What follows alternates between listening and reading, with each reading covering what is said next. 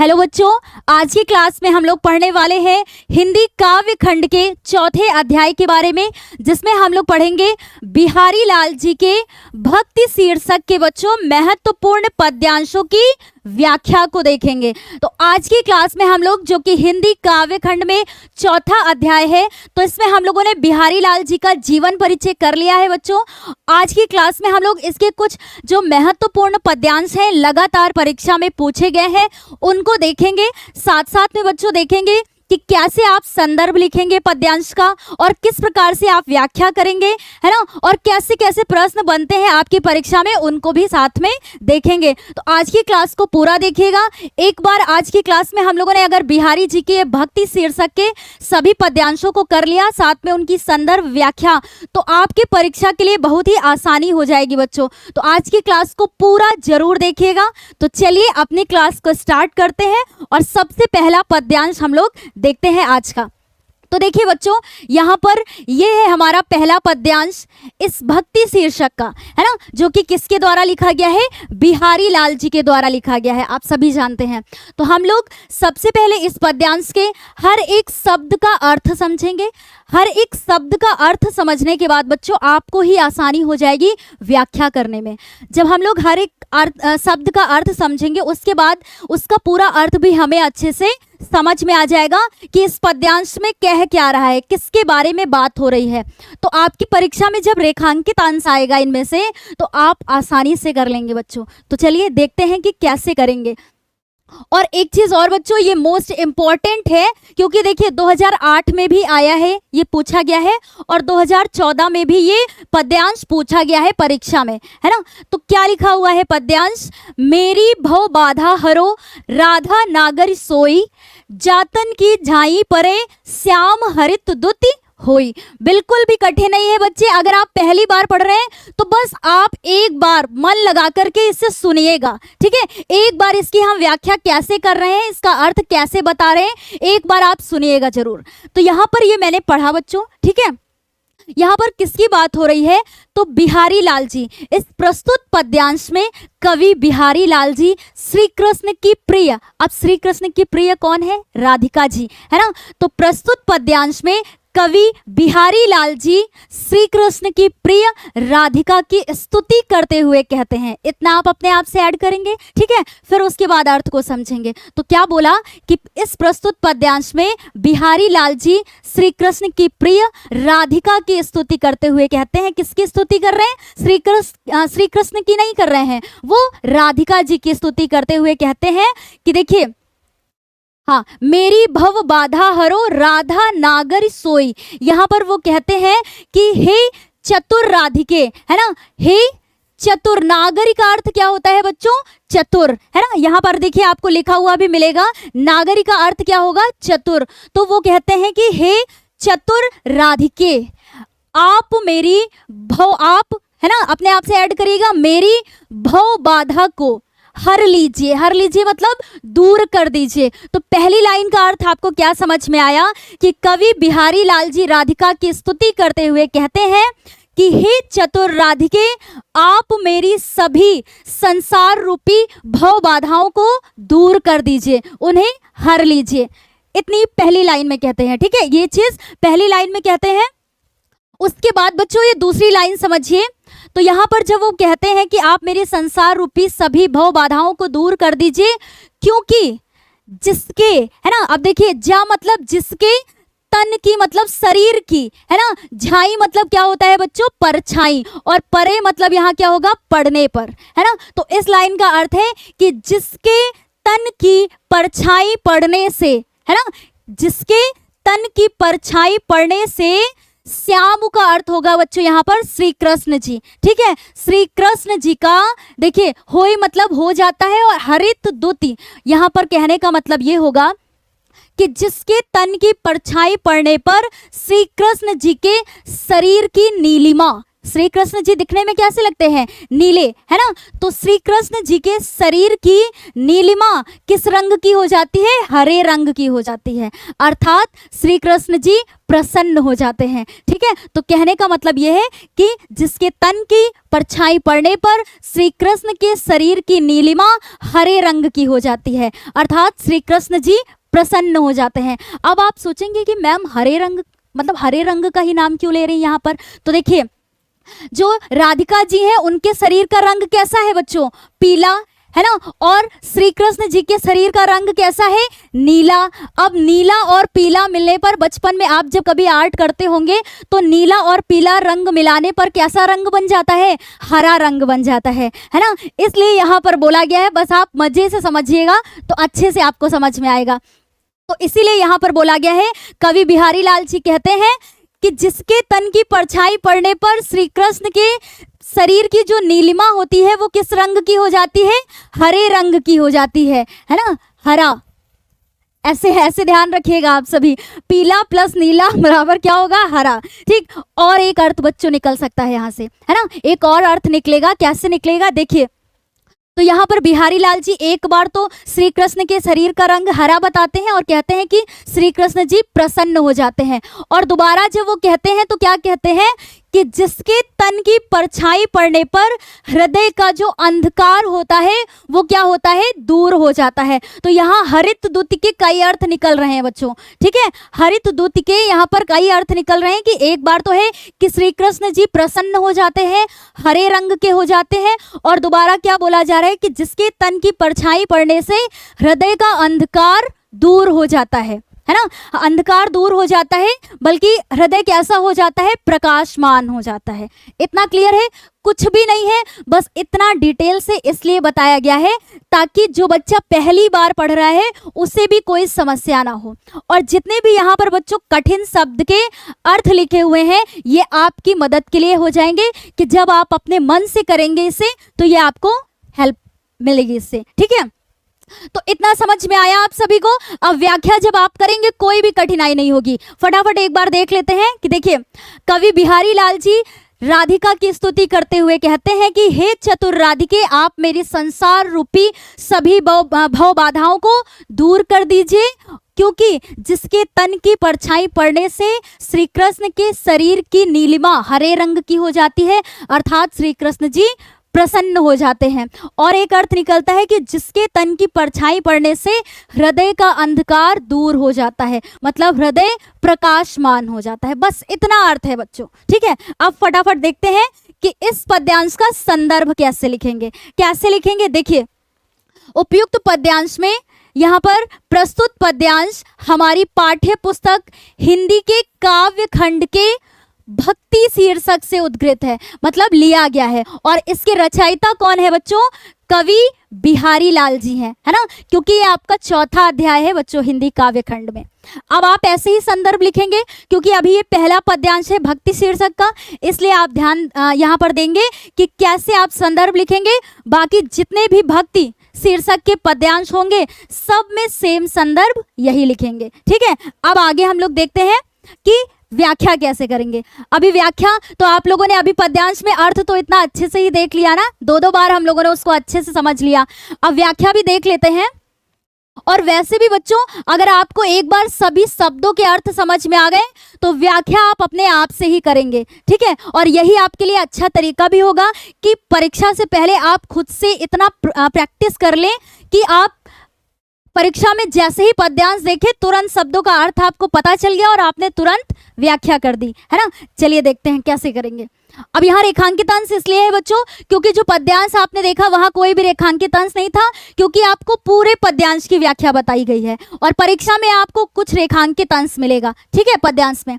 अब देखते हैं, कवि बिहारी राधिका जी की स्तुति करते हुए कहते हैं कि बस ये ध्यान में रखिएगा कि किसकी स्तुति करते हैं। श्री कृष्ण की स्तुति नहीं करते हैं, वो राधिका जी की स्तुति करते हैं। हे चतुर राधिके, तुम मेरी संसार रूपी बाधाओं को दूर करो, अर्थात तुम भक्तों के कष्टों का निवारण करने में परम चतुर हो, इसलिए मुझे इन संसार के कष्टों से मुक्ति दिलाओ। कौन कहता है ऐसा?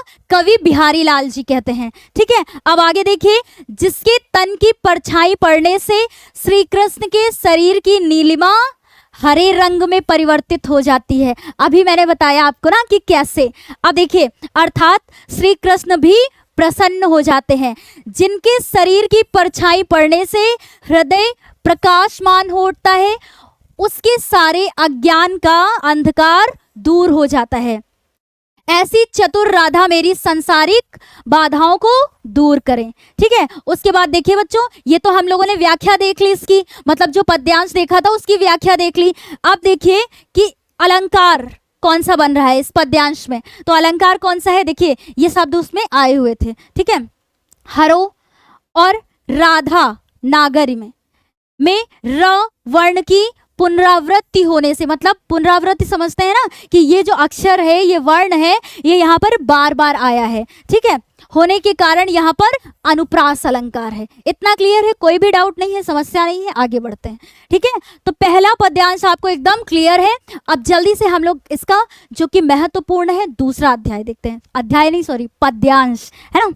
तो देखिए यहाँ पर इसमें क्या है कि देखिए, जप माला छापा तिलक सरे न एको काम, मन काचे नाचे वृथा साचे राचे राम, है ना, ये कह रहे हैं। और बहुत ही अच्छा अर्थ है इसका, सुनिएगा एक बार ध्यान से। देखिए, इसमें कवि बिहारी लाल जी कहते हैं, अब क्या कहते हैं देखिए, कहते हैं जप माला छापा तिलक सरे न एको काम, मतलब भक्ति के नाम पर, है ना, भक्ति के नाम पर चाहे जितनी माला जप लो। जप का मतलब समझते हैं ना, जपना, और माला जानते हैं। तो भक्ति के नाम पर चाहे जितनी माला जप लो, और छापा तिलक, तिलक समझते हैं ना, टीका, और छापा मतलब लगाना, और दिखावे के लिए चाहे जितना लंबा टीका लगा लीजिए, है ना। तो कहने का मतलब ये है कि बिहारी लाल जी कहते हैं कि भक्ति के नाम पर चाहे जितनी माला जप लो और चाहे जितना तिलक लगा लो, सरे ना एको काम, ना एको मतलब एक भी, काम मतलब काम, और ना मतलब नहीं। सरे का अर्थ क्या होगा बच्चों? सिद्ध होता है, सफल होता है, ये कह सकते हैं, है ना। तो इससे एक भी काम सफल नहीं होता है। तो पूरी लाइन का अर्थ क्या है कि कवि बिहारी लाल जी कहते हैं कि चाहे जितनी माला जप लो भक्ति के नाम पर, और दिखावे के लिए चाहे जितना तिलक लगा लीजिए, कि मतलब चाहे जितना लंबा तिलक लगा लीजिए आप, इससे एक भी काम सिद्ध नहीं होते हैं। क्योंकि जब तक, अब आगे देखिए, क्योंकि जब तक आपका कांचे मतलब कच्चा, और मन मतलब मन, समझते हैं ना, कच्चा मन या हृदय कह सकते हैं। जब तक आपका कच्चा मन, वृथा मतलब होता है बच्चों बेकार की बातों में, है ना, बेकार की बातों में, नाचे मतलब घूमता फिरता रहता है। जब तक आपका कच्चा मन बेकार की बातों में इधर उधर घूमता रहता है, और साचे मतलब सच्चे मन से, राम मतलब यहाँ कह सकते हैं ईश्वर, ईश्वर यानी कि श्री रामचंद्र जी की स्तुति, है ना, श्री रामचंद्र जी का राचे मतलब, राचे का अर्थ यहाँ पर क्या होगा बच्चों? अनुरक्त होना, मतलब उनमें विश्वास करना। तो कहने का मतलब है इस पूरी लाइन का कि जब तक आपका कच्चा मन बेकार की बातों में इधर उधर भटकता रहेगा और सच्चे मन से श्री रामचंद्र की यानी कि ईश्वर की भक्ति में विश्वास नहीं करेगा, तब तक आप चाहे जितनी माला जप लीजिए, चाहे जितना लंबा तिलक लगा लीजिए, आपका एक भी काम सिद्ध नहीं होगा। मतलब दिखावे के लिए भक्ति नहीं करना है, ईश्वर तो आपकी सच्ची भक्ति को चाहता है। कहने का मतलब यह है पूरे पद्यांश में। ठीक है, तो बिहारी लाल जी ऐसा ही कहते हैं। तो आपको बच्चों इस पूरे पद्यांश का अर्थ समझ में आ गया होगा। अब देखिए यहाँ पर ये शब्द अर्थ भी लिखे हुए हैं, और आपने जब ये पढ़ा तो सभी आपको ये देखने को भी मिले। ठीक है, तो देखिए लिखा है ना, साचे राचे राम, मतलब राम तो सच्ची भक्ति से अनुरक्त होते हैं, है ना, उन्हें तो सच्ची भक्ति पर विश्वास होता है, बल्कि दिखावा नहीं चाहिए कि आप लंबा सा टीका लगा ले और दिन भर माला जपते रहें। ठीक है, तो ये है बच्चों, बहुत ही आसान है। ठीक है, आप देखिए आगे देखते हैं कि संदर्भ कैसे है यहाँ पर। तो प्रस्तुत पद्यांश हमारी पाठ्य पुस्तक हिंदी के काव्य खंड के भक्ति शीर्षक से उद्गृत है। इसके रचयिता कवि बिहारी लाल जी हैं। सेम वही संदर्भ है बच्चों, इसके पहले भी अभी हम लोगों ने देखा कि ये बिहारी लाल जी के भक्ति शीर्षक का ही पद्यांश है, तो संदर्भ सब में एक जैसा ही लिखेंगे। ठीक है, अब आगे इसकी व्याख्या देख लेते हैं। व्याख्या में देखिए, रेखांकित अंश क्यों लिखा हुआ है आपको पता है। कवि बिहारी जी कहते हैं कि भक्ति के नाम पर दिन भर माला जपना, है ना, तथा दिखावे के लिए अपने माथे पर तिलक लगाना आदि बाह्य आडंबरों से एक भी काम सिद्ध नहीं होता है। बाह्य आडंबर समझते हैं ना, मतलब जो बाहरी दिखावा होता है, आडंबर, है ना, जैसे अर्थात भक्ति के नाम पर धार्मिक आडंबरों से कोई लाभ नहीं होता, बल्कि सच्चे मन से की गई भक्ति से ही राम अनुरक्त होते हैं और ईश्वर की प्राप्ति होगी। ईश्वर तो केवल सच्चे मन की भक्ति से ही प्रसन्न होते हैं, बल्कि दिखावे की भक्ति से प्रसन्न नहीं होते हैं, कवि बिहारी लाल जी कहते हैं इसमें। ठीक है, अब देखिए बच्चों, यहाँ पर अलंकार कौन सा है, तो इसमें अलंकार देखिए, राचे राम ये शब्द आया था उसमें अभी में र वर्ण की पुनरावृत्ति होने से यहाँ पर कौन सा अलंकार है बच्चों, अनुप्रास अलंकार है। ठीक है, तो इतना आपको समझ में आया। अब आगे हम लोग अगले पद्यांश पे चलते हैं। तो पहला जो हमारा पद्यांश था उसका भी अर्थ हमें अच्छे से समझ में आया। सेकंड हमारा पद्यांश यहाँ पर ये था। अब उसके बाद जो अगला पद्यांश है ना, वो क्या है, देखिए ये भी बहुत आसान है बच्चों। अभी हम लोगों ने जब अलंकार पढ़े थे तो उसमें भी आया था, है ना, आपको अर्थ भी बताया था। लेकिन अब ये आपके चौथे अध्याय में बिहारी लाल जी का ये शीर्षक है जो कि भक्ति, उसमें ये पद्यांश दिया हुआ है। देखिए दो दो आपके काम होंगे। ठीक है, अब देखिए इसका पहले अर्थ देख लेते हैं हम लोग। सोहत ओढ़े पीत पटु श्याम सलोने गात मनो नीलमणि शैल पर आतप परियो प्रभात। ठीक है, तो ये है पद्यांश बच्चों। अभी इसका हम लोग फटाफट अर्थ देख लेते हैं।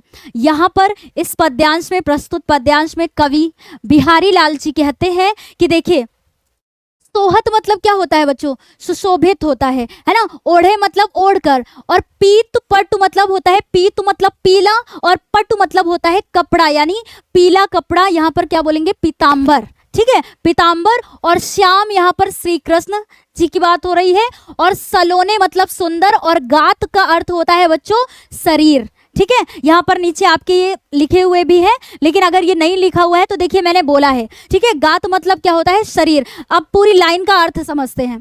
तो प्रस्तुत पद्यांश में कवि बिहारी लाल जी कहते हैं कि पीले रंग का वस्त्र अर्थात पीतांबर ओढ़े हुए, है ना, श्याम मतलब यहाँ पर श्री कृष्ण जी का शरीर, गात मतलब क्या होता है बच्चों, शरीर, सलोने मतलब सुंदर। तो यहाँ पर देखिए सुनिएगा ध्यान से, पीला वस्त्र यानी पीतांबर ओढ़े हुए श्री कृष्ण जी का सुंदर शरीर ऐसे सुशोभित होता है, सोहत मतलब सुशोभित होता है या सुंदर दिखता है कह सकते हैं। अगली लाइन में देखिए, मनो नीलमणि शैल पर, मनो मतलब मानो, नीलमणि शैल मतलब पर्वत पर, है ना, तो कहते हैं कि पीला वस्त्र यानी पीतांबर ओढ़े हुए श्री कृष्ण का सुंदर शरीर ऐसे सुशोभित होता है जैसे मानो, मतलब मानो, है ना, मान लीजिए नीलमणि शैल पर मतलब पर्वत पर, नीलमणि पर्वत पर, आतप मतलब होता है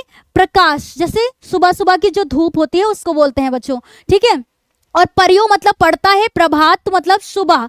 तो यहाँ पर कहने का मतलब है कि मानो नीलमणि शैल पर, प्रभात मतलब सुबह की, आतप मतलब धूप, परियो मतलब पड़ती है। ठीक है, तो यहाँ पर पूरा ये पद्यांश में ये अर्थ है। एक बार दोबारा से देख लेते हैं बच्चों कि इस पद्यांश में कवि बिहारी लाल जी कहते हैं कि पीतांबर ओढ़े हुए श्री कृष्ण का सुंदर शरीर ऐसे सुशोभित होता है मानो नीलमणि पर्वत पर सुबह सुबह की धूप पड़ रही हो, मतलब वहां पर प्रकाश पड़ रहा हो। तो देखिए अभी इसका पूरा अर्थ क्या निकल रहा है कि जैसे सुबह सुबह के समय जब धूप निकलती है ना, सूर्य का जो प्रकाश होता है वो नीलमणि पर्वत पर जब पड़ता है और देखने में कितना सुंदर लगता है, वैसे ही जब श्री कृष्ण जी ने पीतांबर धारण किया है तो कैसे उनका सुंदर शरीर दिख रहा है ना, सेम वैसे ही दिख रहा है कि जैसे सुबह सुबह जब धूप निकलती है और वो नीलमणि पर्वत पर पड़ती है और वो कैसे प्रकाशित होता है। तो इस प्रकार से ये कहने का मतलब यहाँ पर यह है, आपको समझ में जरूर आया होगा बच्चों। अब देखते हैं इसी पद्यांश की यहाँ पर इसका पहले संदर्भ देख लेते हैं, फिर उसके बाद व्याख्या देखते हैं। तो चलिए इसमें देखिए, प्रस्तुत पद्यांश हमारी पाठ्य पुस्तक हिंदी के काव्य खंड के भक्ति शीर्षक से उद्गृत है और इसके रचयिता कौन है बच्चों? बिहारी लाल जी हैं। तो इसमें देखिए कोई भी समस्या नहीं है, आपको सेम वैसे ही जैसे अभी हम लोग देखते आए हैं संदर्भ। अब इसकी व्याख्या देख लेते हैं। देखिए बिहारी लाल जी कहते हैं कि श्री कृष्ण के सांवले सलोने शरीर पर पीले रंग के वस्त्र ऐसे ऐसे प्रतीत होते हैं, मतलब लग रहे हैं मानो नीलमणि के पर्वत पर सुबह सुबह की, है ना, जो सूर्य की पीली किरणें पड़ रही हो। अर्थात श्री कृष्ण ने जो पीले रंग के वस्त्र अपने शरीर पर धारण किए हैं, वैसा ही जैसे अभी हम लोगों ने अर्थ देखा, है ना, वे नीलमणि के पर्वत पर पड़ रही हैं, सूर्य की पीली किरणों के समान लग रहे हैं। उनका यह सौंदर्य अवर्णनीय है, मतलब जिसके बारे में कुछ कहा नहीं जा सकता। अब आगे देखिए इसमें अलंकार कौन सा है बच्चों? तो पीत पटु, है ना, जो अभी हम लोगों ने देखा पीला वस्त्र, और श्याम सलोने और परियो प्रभात में क्रमशः प किसमें है? पीत और पटु में। और फिर उसके बाद स किसमें है बच्चों? श्याम सलोने, है ना, और उसके बाद प किसमें है? देखिए परियो प्रभात में। ये इस वर्ण की पुनरावृत्ति हुई है यहाँ पर, मतलब ये अक्षर बार बार आया है, इस कारण यहाँ क्या है? अनुप्रास अलंकार है। ठीक है, ये पंखा थोड़ा सा घूम गया है। हाँ चलिए अब देखिए, मनो नीलमणि शैल पर ये आया था वहां पर, यहाँ नीलमणि पर। अब देखिए सुनिएगा, अब पहला अलंकार तो आया कि यहाँ पर जो अक्षर की यानी वर्ण की पुनरावृत्ति हो रही है, इस कारण यहाँ अनुप्रास अलंकार है। दूसरा अलंकार और कौन सा आया है बच्चों? देखिए मनो नीलमणि शैल पर, ये आई है ना ये लाइन, यहाँ नीलमणि पर पत्थर की तुलना सूर्य की पीली धूप से की गई है, जिस कारण यहाँ कौन सा अलंकार है? उत्प्रेक्षा अलंकार है। और उत्प्रेक्षा अलंकार को पहचानने का सबसे आसान तरीका है, जो कि देखिए हम लोग अलंकार पढ़ चुके हैं, है ना, आपको पता भी होगा पिछली क्लासेस में। तो यहाँ पर मनो शब्द भी आया है, इसका सांकेतिक शब्द भी आया है मनो, है ना, तो इस कारण यहाँ क्या है? उत्प्रेक्षा अलंकार है। तो इतना क्लियर है बच्चों।